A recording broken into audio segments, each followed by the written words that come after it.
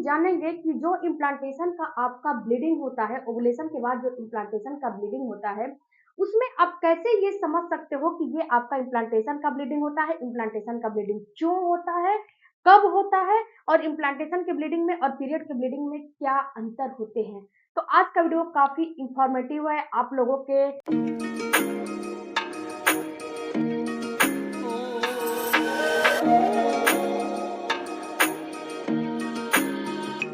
के रिक्वायरमेंट पे है, तो वीडियो को प्लीज शुरू से लेकर लास्ट तक देखिएगा ताकि आप लोग यहाँ तक आए हो तो कुछ ना कुछ नॉलेज लेकर चलो। सबसे पहले बात करते हैं फ्रेंड्स कि जो इम्प्लांटेशन की ब्लीडिंग है ये कब होती है। तो देखो डियर, जो इम्प्लांटेशन की ब्लीडिंग है जब आपका ओवुलेशन होता है, सपोज दिस कि आपका जो है 28 और 30 दिन का पीरियड का साइकिल है, तो आपका ओवुलेशन कम से कम जो है 14वें दिन 16वें दिन हो जाएगा। तो ओवुलेशन के 8 दिन के बाद आपका इम्प्लांटेशन की प्रक्रिया शुरू होती है। वैसे तो बहुत सारी महिलाओं में 6 दिन भी होते हैं, बहुत सारी महिलाओं में 8 दिन भी होते हैं, लेकिन 5 दिन के बाद माना जाता है और 8 दिन उसका लास्ट डेट होता है। 8 दिन से ज़्यादा नहीं लगता है, 8 दिन से ज़्यादा नहीं लगता है इम्प्लांटेशन होने में ओवुलेशन के बाद। तो 5 से लेके 8 दिन आप मान के चल सकते हो। तो अमूमन आपका 20वें-22वें दिन का डेट आ जाएगा। तो जिस दिन पीरियड आया है उसके 20वें-22वें दिन के बाद आपका इम्प्लांटेशन की प्रक्रिया शुरू होती है। तो इसमें क्या होता है कि जब इम्प्लांटेशन की प्रक्रिया 20वें-22वें दिन के बाद आया है, जो अगला पीरियड आने वाला है, उससे कम से कम 1 हफ्ते पहले आपका इम्प्लांटेशन की प्रक्रिया शुरू हो जाती है।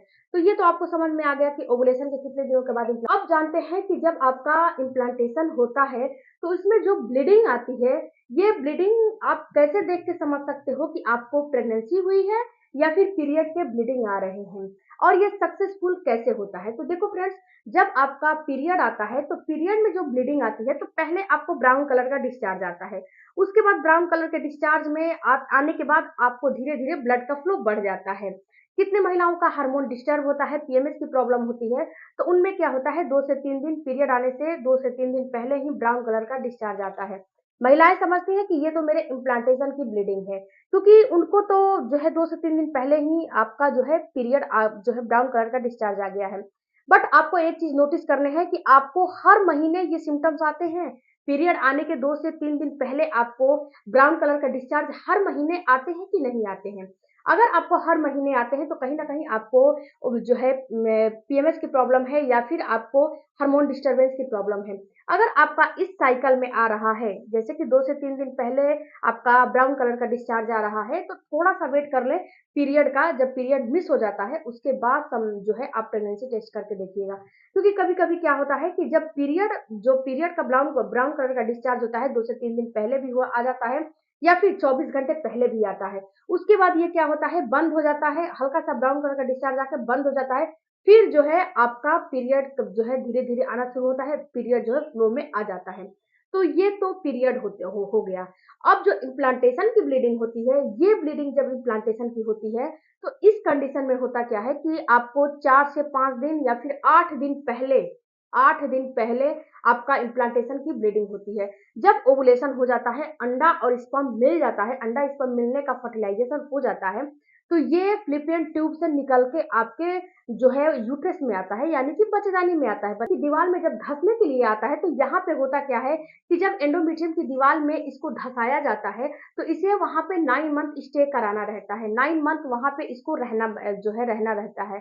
तभी तो ये बच्चे का रूप लेगा, 9 महीने वहीं पे ये रहेगा, तभी बच्चे का रूप लेगा, वरना ये धीरे से निकल जाएगा, आपको पता भी नहीं चलेगा। तो यहाँ पे होता क्या है कि जो आपका एंडोमेट्रियम की दीवार है, जो जिसे यूटी भी बोला जाता है, उसकी थिकनेस 8 से 10 एमएम से कम नहीं होनी चाहिए। उसको क्या करता है कि ये हल्का-सा कुरेद देता है, क्योंकि आपके अंदर प्रोजेस्टेरोन हार्मोन पीक पे हो जाते हैं, उसी की वजह से ये हल्का-सा इसके टिश्यूज़ को कुरेद के वहाँ पे आपके बच्चे को धँसाया जाता है। तो जब ये कुरेदा जाता है, तो यहाँ पे आपको हल्का-सा डिस्चार्ज आता है।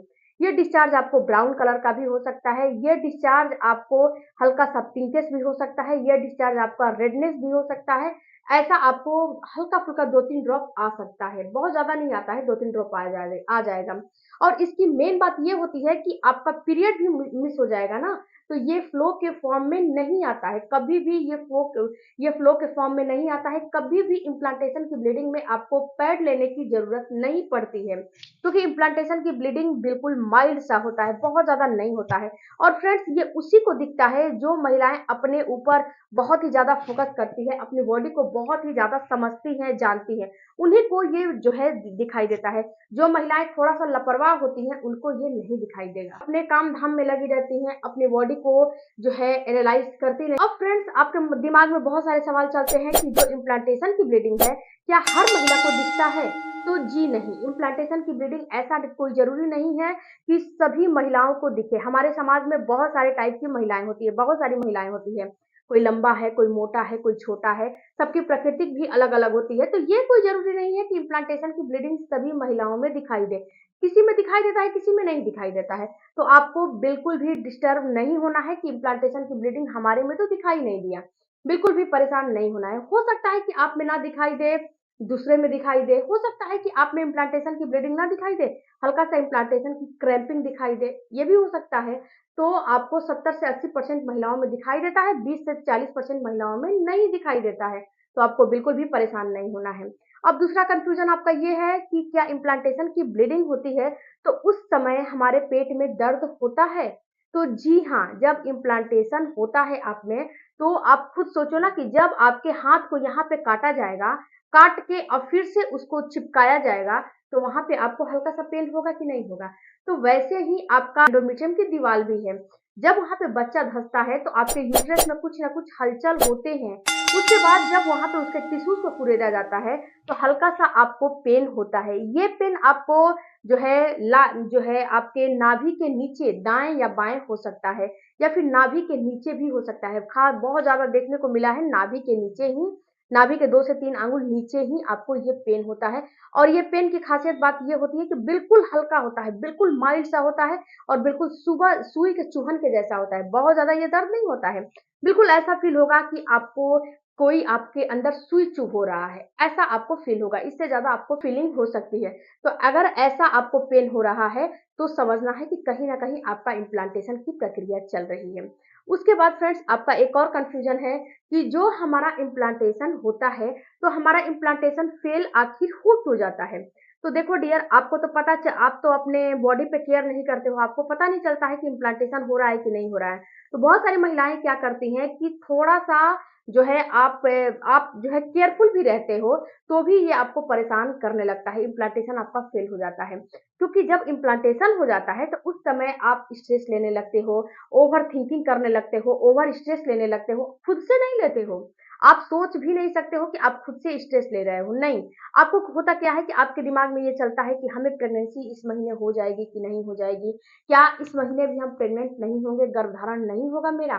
तो इन सारे कारण से आप ओवर थिंकिंग करते हो, ओवर स्ट्रेस लेते हो, या फिर आप क्या करते हो कि ओवरलोड ले लेते हो, ओवर काम करने लगते हो। जो पहले काम करते थे उससे ज्यादा ओवर जो है आपके अंदर काम आ जाता है, आपके घर में आ जाता है, आपके ऑफिस में आ जाता है।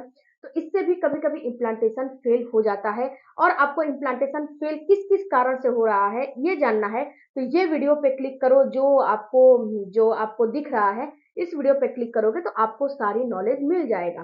तो आई होप फ्रेंड्स कि आपके जितने भी डाउट थे मैंने क्लियर किए हैं। तो मेरे चैनल को जरूर सब्सक्राइब कीजिएगा। अगर वीडियो अच्छा लगा, मिलती हूँ अगले वीडियो में, तब तक थैंक यू फॉर वॉचिंग। और आपका जो भी क्वेरी है कमेंट बॉक्स में जरूर दीजिए।